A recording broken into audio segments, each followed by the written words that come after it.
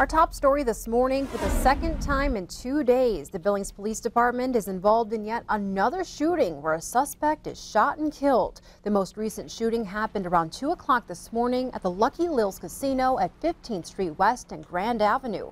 The suspect was taken to a hospital and died there. The names of the suspect and officer involved in this morning's shooting have not been released. No officers were injured. The police department plans to release more information on what led to the shooting later today.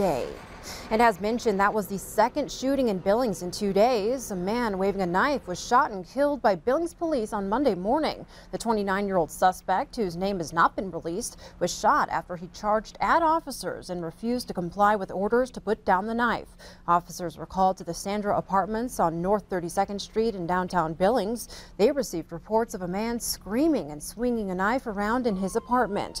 When police arrived, the man began throwing knives at the officers. They were unsuccessful at tasing the man through a broken window, so they set up a perimeter and began to approach the man's apartment. Chief Rich St. John says that's when the man stormed out of his apartment toward officers with a knife in hand. The officers told him to drop the knife as they began to retreat, but he did not listen. One officer deployed his taser, and moments later, another officer fired 3 shots.